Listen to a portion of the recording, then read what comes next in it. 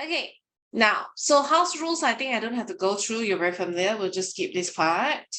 Okay, we'll go straight into a question first. I've seen your work. Ariano, I think question 1, both of you actually got wrong. Okay, so let's just go through the question, yeah?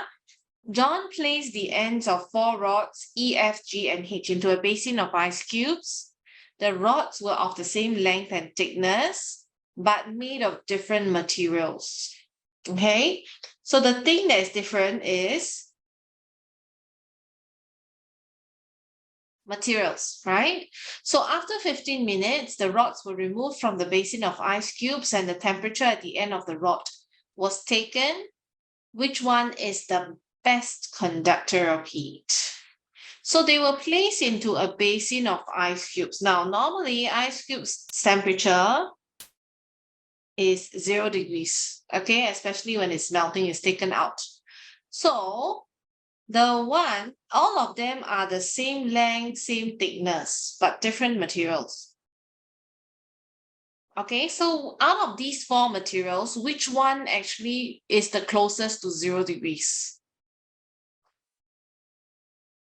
Is it E, F, G, or H? Which one is the closest to 0 degrees? G. G, very good. Okay, if G is the closest to 0 degrees, it means that G actually lost heat to who? Okay, whenever we say gain heat, lost heat, we must always say gain heat from who and lost heat to who. So in this case, G actually lost heat to the ice cubes, right? The hotter region is the rod, so it loses heat to the ice cubes the fastest. Okay, so since G lost heat the fastest, G is actually the best conductor of heat.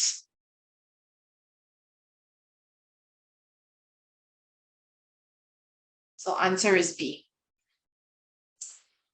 Yes, Mani. I'm still confused about conductors of heat. That's why I got wrong. I couldn't understand what they said. Okay, now the concept of conductors of heat basically means that is it able to conduct heat away as well as conduct heat to it fast? So if it is a good or best conductor of heat, it basically means that the heat can be conducted fast in the material itself. Okay, so in this case, because the ice is 0 degrees, and when we measure this part, right? I think the question said we measured the end of the rod.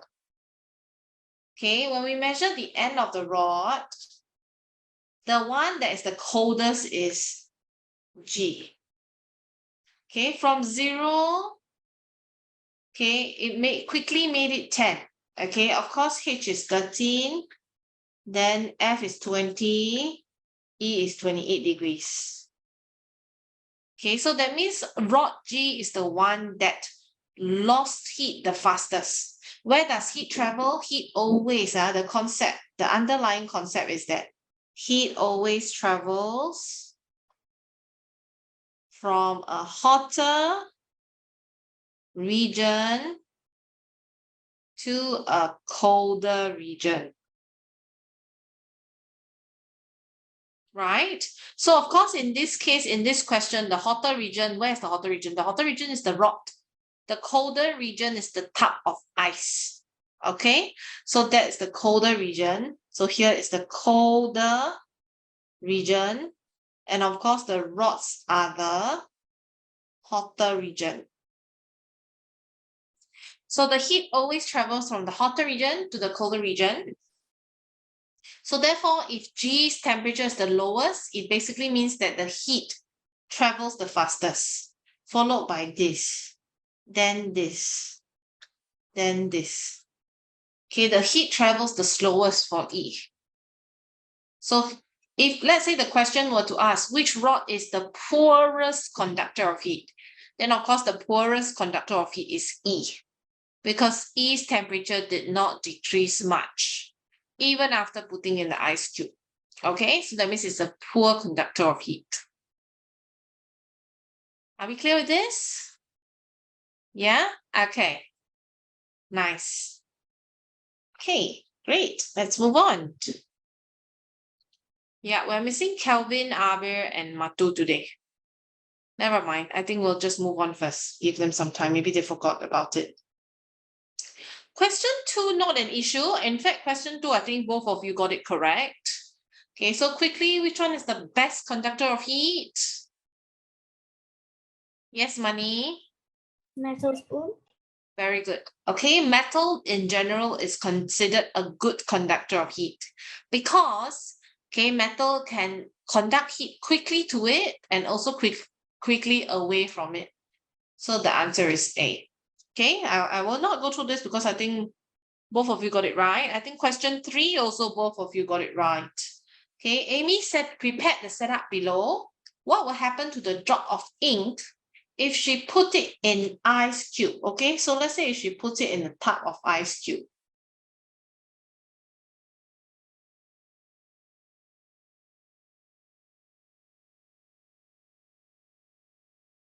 Okay, so what happens is that there is air inside here, right? So what happened to the air? The air will contract. So when the air contracts, the drop of ink will go down. Okay, because when the air comes into contact with the cold ice, the air loses heat and the air will contract. And when it contracts, the drop of ink will move down. So therefore, the answer is B. Money, are we okay, Money? Yes. You went toilet, is it? I think I haven't. I just saw your message. Okay, yeah. Go ahead. Go. Okay. Okay, Mani's going to the toilet. Question 4. Okay, question 4, actually, both of you got right as well. Okay, maybe we'll just give Mani 2 minutes. Yeah, Ariana? Ariana, are you okay? You look kind of tired today. You had a long day in school? Yes. Do you have any afternoon nap? Do you take any afternoon nap? No? Okay. You don't have the habit or you don't usually like because you don't have time to take? I don't do it. You don't have the habit. Okay. Yeah. Okay, Mani is back. Let's go. Okay, which one is not a source of heat? Yes, Mani. A woolen sock. Very good. A sun is actually, in fact, the main source of heat. Okay. Lighted lamp, of course. Woolen socks, not. Candle flame. So we are looking for crosses. Therefore, the answer is C.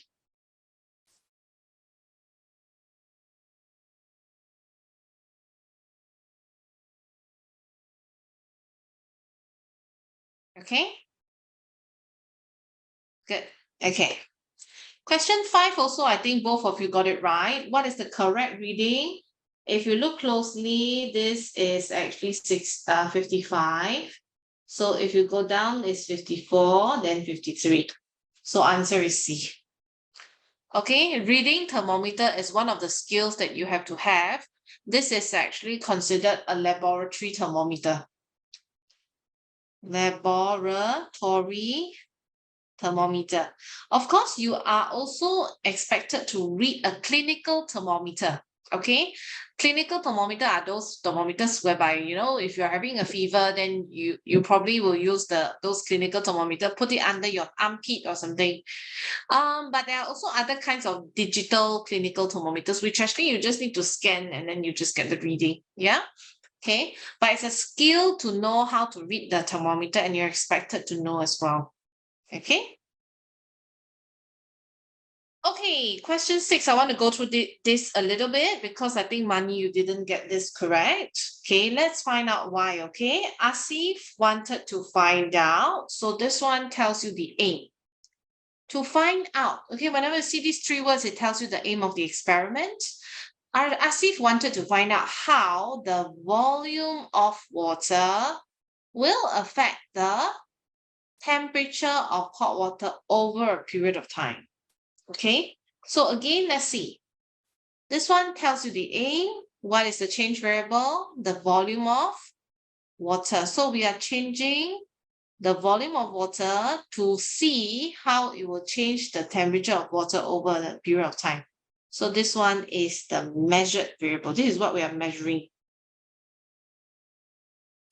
We're going to measure the temperature of hot water over a period of time, okay? So he used 4 identical containers to set up P, Q, R, and S as shown below. Which 2 setups should he use for his experiment? Okay, so again, volume of water should be different, right? Volume of water should be different. So I think there is a typo error here, if you notice. Okay, this one should have been 250.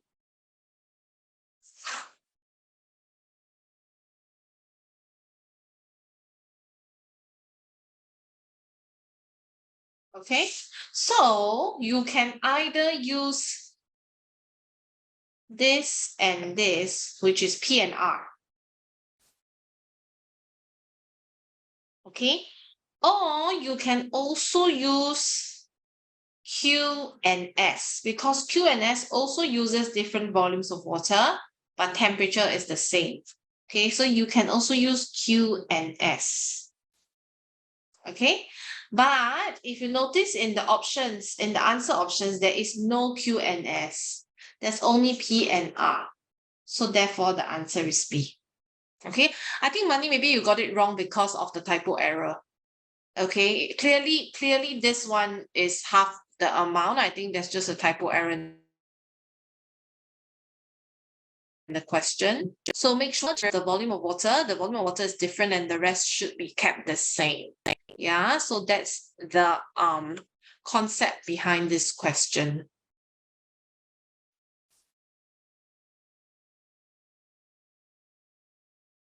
Okay, any questions so far, this one? Everybody's okay? All right. Okay, let's move on, yeah? Good, okay. Ariana, you okay, yeah? Okay. Okay, now question 7. Question 7, also I think Mani, you got it wrong. We'll see why, okay? Okay, now this one. The diagram below shows 2 glasses, X and Y, which are stuck together. Which of the following actions and explanations correctly show how glasses X and Y can be separated? Okay, so in this case, we will put, let's say, if we put hot water in glass X will contract. Now, this is already a wrong idea. Okay, it's a wrong concept. Because if you were to put hot water, it should expand. Okay, but even so, it's not the best method to use, because if you put hot water inside here, then glass X will expand. Then it will be even more difficult to separate the 2 glasses. If we were to put ice cubes, okay, let's say if we were to put ice cubes, I use another color. Okay, we put ice cubes inside. Okay, glass X will contract. Now that's correct, right? Because if you were to put ice cubes inside glass X will contract because it's cold. Okay, glass X actually loses heat because the hotter region now becomes glass X. It loses heat to the ice cubes and it will contract. Okay, now put glass Y in hot water. If I were to put glass Y, okay, maybe I use another color again.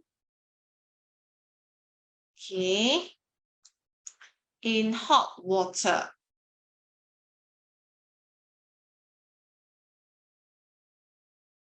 Okay, so if I have to put glass Y in hot water, yes, it will expand. That's right, because glass Y will gain heat. And when glass Y gain heat, it will expand, right? Put glass Y in ice, okay, and it will expand. This is wrong. In fact, it will contract. So which one correctly shows? We are looking for ticks. So only B and C, answer C. Okay, Mani? Any questions? Are we clear with this? Yes? I think Ariana, you got this correct. So I think you should be all right.